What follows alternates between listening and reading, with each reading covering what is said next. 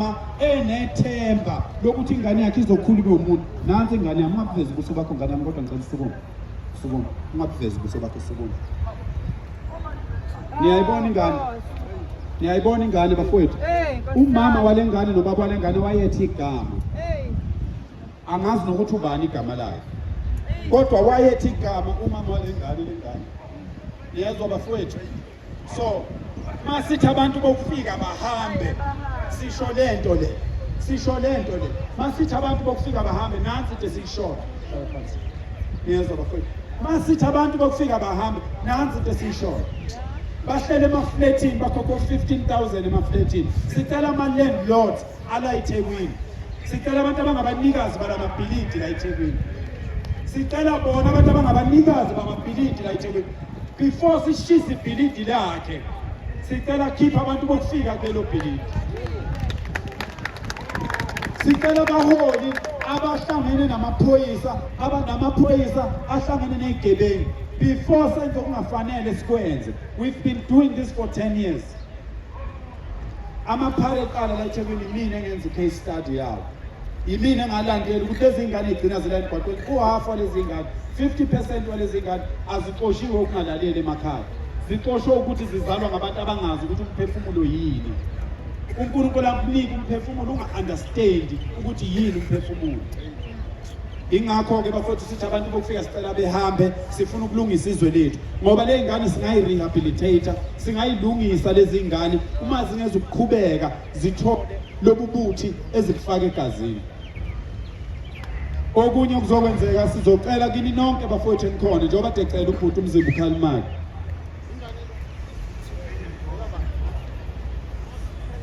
Woza ngapha baba. Woza lapha, woza kimi.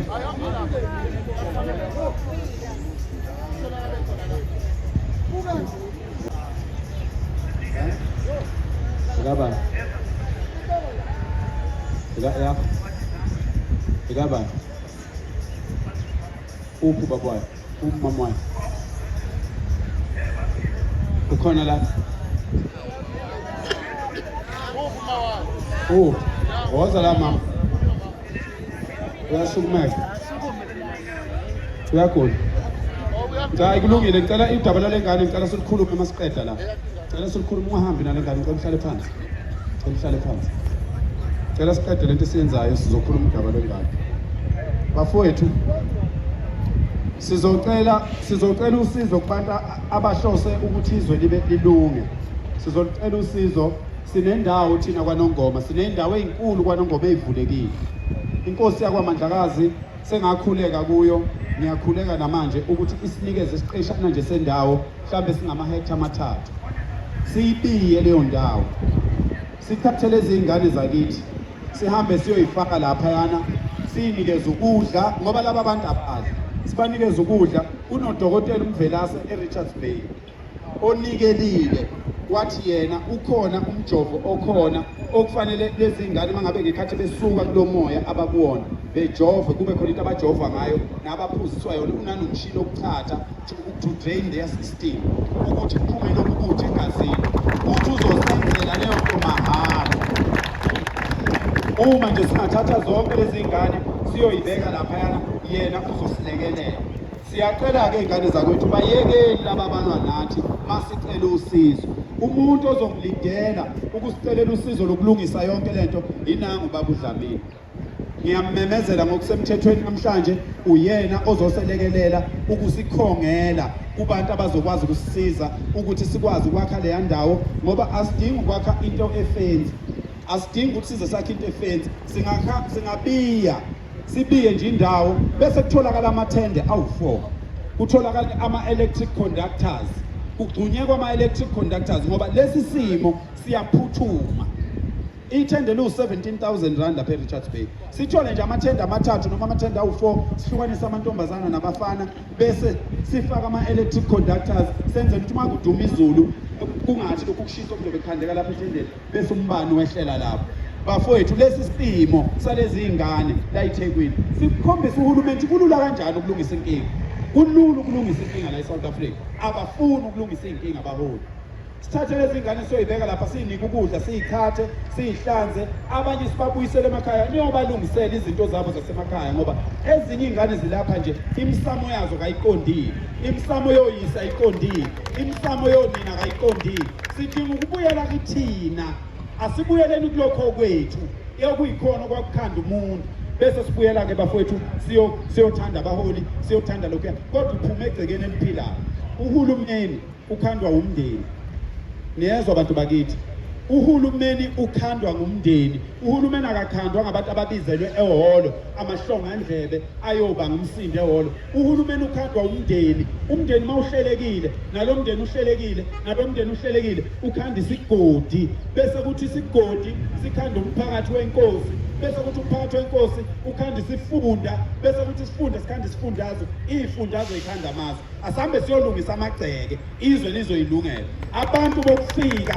abahambe bafowethu abahambe manje ungakashayi umhla ka-30 June ngoba lokhu buhlungu esibubuka la asazi inhliziyo zethu ukuthi ziyoba njani uma kuqhubeka njengoba sekufika ingane embili namhlanje la zibulawa ngabantu bokufika ngokuyihlohla ama-drugs ngiyanicela mphakathi wakithi ngiyabonga baholi ngiyathokoza kakhulu baholi nonke enginaziyo nenginganazi njengoba nibaningi kangaka nizotshela uNkulunkulu nizomangalela ububi phambi kaNkulunkulu uNkulunkulu uyezwa ingane zakwethu uNkulunkulu anibusise futhi uNkulunkulu enze emagcekeni enu ukuthi konke kuhambe kahle ukuze lo wamoya omuhle ophume ngawe egcekeni uzolwa nalobu ububi bukaSathane usebenzele wena egcekeni uphinde usebenzele lengane uNkulunkulu anibusise uNkulunkulu uthanda okuhle uNkulunkulu weseke okuhle ngaso sonke isikhathi uNkulunkulu abe nathi ngaso sonke isikhathi siyabonga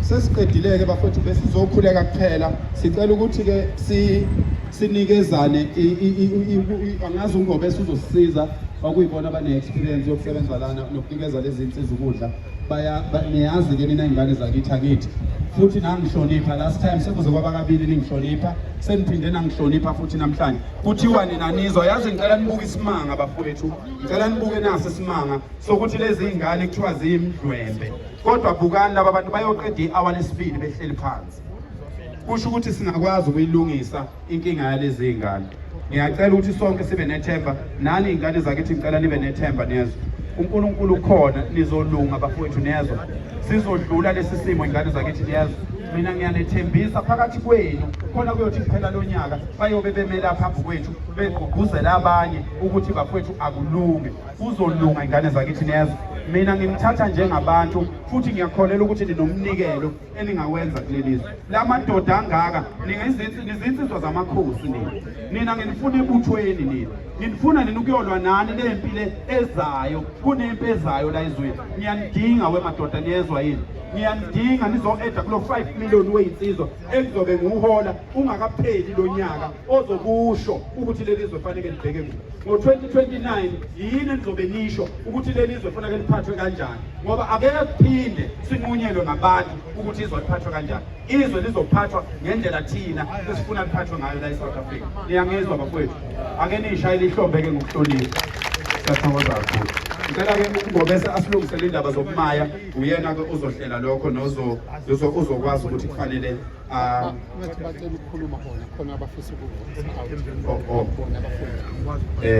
bazosuke beqophe laba kanti khona lento esifuna ukuyilungisa khona into esifuna ukuyilungisa kahle wena babluzo mina ngibamba ikhamera mina mina ngibamba ikhamera mina yonke engibizele kuyona wele kunabantu abaningi abazophuma la beze la sizokwazi ukuphila nabo manje sekusondele lo muntu lona ogqokele iskipa lesi ayi yabo nje leskipa lesi ayi leskipa lesi ayi yazi uzobona yonke lento yakho kumede awuxoshe lo muntu ofake iskipa lana yazi uzobona yonke lento hayi uzobona yonke lento khawela phapha yana abantu lapha bayaphila bona bakithi hayi siyabonga bafowethu umuntu angabingelele bafowethu njengoba sila eAlbert Park lapho kuhlala khona bafowethu laba ababalekela amakhaya bafowethu iqembu le-MK bafowethu lenzela abafowethu lapha ukudla kokumayo ukuthi nje bethole ibreakfast njengoba kusasa kuseni. Mhlawumbe awusondele mama wena ngitho la in charge. Ya mhlawumbe yawukhuluma utshela abantu ya. Ngiyabingelela abantu base-South Africa. Yeah. Igama lami uShele ngakwaBalance. Firstly, this is not about political parties. Yeah. Sihlangene nje singabantu base-South Africa. Yeah. That is first and foremost. Yeah. That's what's important. Sithe as omama base-South Africa. Yeah. Angeke sihlale phansi siswile ukuthi ubiziwe umkhuleko ukukhulakala ingane zethu. Yeah. Ingane zethu lezi Yeah. ingane as young as 15 years. Yeah. But overall, bengifuna ukuyiraise le issue ukuthi there's an agenda like South Africa. Yeah. Abantu that seem to don't understand. Yeah. Amadoda Yeah. asengozi. Yeah. They're becoming an endangered species. Yeah. There's an agenda to destroy amadoda. Yeah. Because 95% of abantu abahleli la, there's about 150 people. True. 95% amadoda. There are very few women. Yes. Kambila was around. Yeah. So I saw. Yeah. 95% amadoda. Yeah. So amadoda abantu fanele ngaba bayasebenza, bayafunda, bondla imindeni yebo, bondla ingane zabo, basilekelela thina abantu besifazane bagcwele. So i-agenda ihamba kanjena. Amadoda if ungawathole ejele ngoba basebenzi, because the mother of crime is poverty. We've got 63% youth unemployment. Youth there's about 80% young people. So if bengekho la bema drug addicts sizobathola emajele amadoda njalo. If bengekho bengekho swana ama drug addicts bahlele emakhaya abasebenzi bancika ngeindongo zama talk shop mazayizayi bahambe becela umalusi. Sibabiza ngani thina ama-deadbeat fathers. Hayi ngoba bafuna ukuba ama-deadbeat fathers but because abasakhona ukukhokha ngoba imisebenzi ayikho. Imisebenzi ayikho ngani? Abantu bokufika first preference kwey'ndaweni zomsebenzi because they allow cheap labor. So if bengekho bonke lapho then they turn them into some homosexuals. Kodwa nje asivele nje sihlale mama wami because usukhulume kakhulu ahlale odabeni lana ukuthi mhlawumbe nawe ngiyacabanga ukuthi wena umuntu ohola sona yona le nto enhle kangaka eniyenziwe la ukuthi nizonikeza abantu ngokudla kwesimama mhlawumbe nje uchaze khona mhlawumbe nezizathu nje mhlawumbe na nizenze nakubona ukubaleka njengoba okunye ubusuchazile ukubaleka ukuthi nifike nize la. Thina ngumama zela abafana bawu2. So angilazi kusasa. As abantu besifazane we need to support amadoda. Because makuthiwa kuye empini kusasa amadoda azobe phambili. Amadoda fanele as protect. Kodwa thina as abantu besifazane as omama as abafazi senzani. Responsibility yethu. Irresponsibility yethu ayilele phela ekuthandazeni. Kodwa fanele sisukume. Sizolekelela ngokuncane nathi singakwazi singahlali emakhaya. So hence sithe thina asiphume zabantu besifazane sihlanganise lokho singakuhlanganisa sizokwenza into kahle. Hayi siyabonga kakhulu mama wami ne. Hayi siyabonga. kuthiwa ngiyisaka manje ngibona isaka mfowethu phela emntwini mfowethu. bafowethu lokudla sikunikeza abantu sikhombisa abantu ukuthi ukudla kuyaphila kuyaphoqa nathi ukuthi sikudle awukwazi ukunikeza umuntu ukudla wena ongakudli futhi awukwazi ukuthengela umuntu isinkwa wena endlini ongasithengi. Njengoba ngithengele izinkwa yile zinkwa nami engiyidlayo kulolilo nami engiyidlayo. Yebo baba. So abantu ukuze baphile banike equality. Kodwa qhawela kithi mfowethu umsebenzi mfowethu lana mfowethu ungasuchaze mfowethu ngalo msebenzi mfowethu omuhle kangaka eniwenzayo especially lo la mfowethu. Isizathu weGudzoso ukube sabantu besifazane ngabe sithi iyinselo. Uma ngabe uzele uyazi ukuthi ingane kumele ikhule kanjani kodwa uma ngabe sikuphuma eceleni esandleni sekumele usebenzise ngumzali ngoba uyingane noma ngabe ubani ku-age umzali wakho senza leyo nto nje manje sibambele abazali balezi ngane abanye baba khona ukuthi bahluleka ukuthi bashone izingane zangaba nabani ingakho kusibona simi kanje baba khawula umkhuleko wethu wodwa uNkulunkulu namakhosi alesizwe wakhumbule lezi ngane ngoba iyona future esinayo ayikho nje esinayo wakithi mfowethu siyabonga kakhulu mfowethu siyabonga phinde mfowethu uvikelekele mfowethu siyakubona ukuthi uyaphunyuka mfowethu uphunyuka impela bethi bakubamba wena bafo nami nginalelo themba lokuthi amathonga akithi azoqhubeka anqabe nami nawalesizwe amakhosi alesizwe uma kuvume wona kuyobe sekuphela kwami okwamanje basanqaba mfowethu siyabonga kakhulu khawula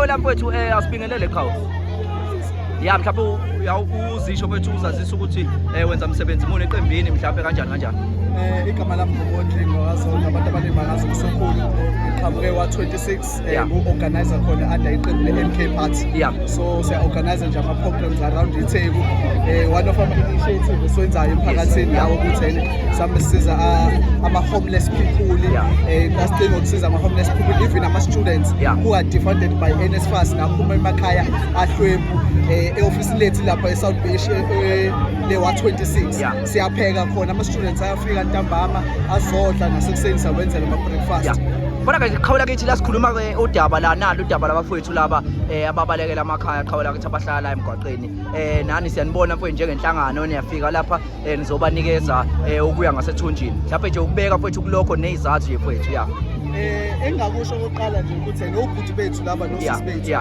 asisazi izathu ezibasuse emakhaya ukuthi zona ziphi mhlawumbe abantu basuke emakhaya ngoba bethi bezozama impilo engcono masukuthi abantu bokufika kube yibona-ke abadayisela ama-drugs nayo into nani so thina njengama-South Africans sikhathalela abantu bakithi kuqala sithi South African phambili abantu bangaphandle amele balandele so yilokho nje initiative yethu ekhona ukuthi asofika obhuti bethu nosisi bethu sibanikeze ukudla ukuze balale bedlile bethole into abayidlayo khawula kithi lento ichazani lento lena lento yenzeka la ngohulumeni wala eKZN oholwa ke mhlambe ke abaholi ikhona ama cabinet ukhona umholi walo waso lesifundazwe uThamsanqa umfokantuli lento ichazani uma kuzoba nabantu abahleli kanjeli abantu sebehlala ngisho ePark labantu laba banezindlu lapha engama plastic nawo zonke izinto ichazani lento isimple nje ichaza ukuthi uhulumeni wakithi osiphethe uyahluleka akanandaba nomuntu omnyama uhulumeni wethu if looking back ensukwini uprioritize abantu bokufika abantu bokufika bebehleli lapha edela khona into ayenzile uhulumeni uvela lethu ukudla wabanikeza ukudla wabathatha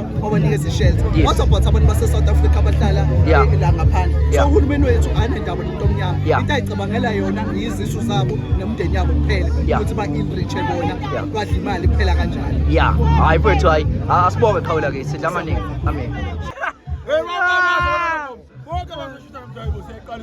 lapho kade khawula ikhikiza abengakhawula netshitshi sezosikhomela khawula mhlawumbe nje uchaza mhlawumbe ngeprogram yanamhlanje umthandazo wanamhlanje khawule sisi siyathokoza siyakhuleka ngonyameni siyakhuleka kongangezo lakhe siyakhuleka kongangokujula kolwandle siyakhuleka kongangey'ntaba zakhe zonke khuleka emakhosini onke khuleka enkosini yami yakwaMandlakazi inkosi yami yakwaNgqunguzulu kwanongoma bafowethu namhlanje besiletha umkhuleko la cela sikhumbule ukuthi lelizwe lanqotshelwa umkhuleko sikhumbule ukuthi lelizwe linoNkulunkulu lomhlaba wadalwa uNkulunkulu impilo yethu iphethwe uNkulunkulu umoya wonke sophefumulayo uphethwe uNkulunkulu ngakho mase sisey'nkingeni kufanele simbikele uNkulunkulu isimo esibhekene naso. Lezi ingane niyibona lapha njengoba ziningi kangaka, ingane over 300, uyabona ukuthi amakhandebisi onke lawo abanumzana laba abantu bekufanele ngabe babhizi bayalungiselela manje, balungiselela ukuthi bakhe imizi, bakhe imindeni. Manje ke kunalo moya omubi ke wabantu bokufika wangena kulelizwe ozobulala izwe lethu. Njengoba nisibona sisukumile sithi abantu bokufika bahambe, nabo ubufakazi, yibo ke lobu bufakazi obenza senze lokho. Mhla ka 30 June wonke umuntu ofika sicela ebe esehambile eSouth Africa. Mhla ka 10 June abantu bokufika babe beqala belungiselela ukunikeza izitolo abantu base South Africa. Mhla ka 15 June nangomhla ka 20 June amabhilidi onke aseThekwini azobe ehlala abantu bokufika ngenkani, bazobe kufanele bebe sebephumile kubona. Uma ngabe oma stand balawo mabhilidi bengafuni ukulungisa inkinga, baqalelwe ingozi yokuthi kulimale iproperty yabo. Siyathokoza. Khawula mhlawumbe makwenzeka izinto ezirong usabili mhlawumbe uthi icala mhlawumbe lingathathwa libuye kuwena mhlawumbe ungagcina usuboshwa ya. Ezami insizwa nje izinto erong. Ezami insizwa kukho lapha lokhu ngaqala ukumasha akekho wami umuntu oke enze ifutha.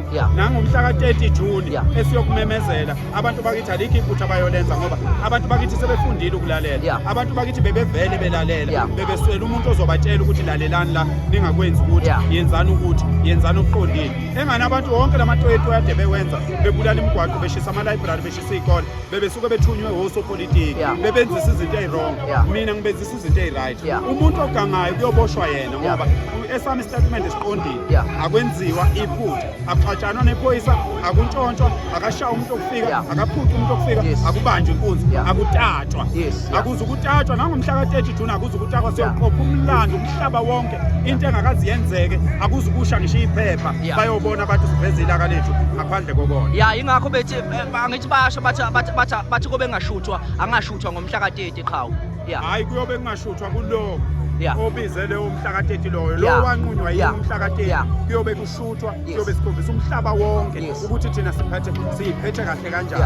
Ofuna ukuyokweba akahamba yokweba, ofuna ukuyobulala abantu akahamba yobulala abantu yena, angangeni kulokho kwethu. Lokho kwethu kuyohlala kunokuthula, kuyohlala ku-peaceful, futhi lelizwe siyolinqobela ngothando nomoya omuhle. Siyabonga. Siyathokoza nabekhosi. Siyabonga.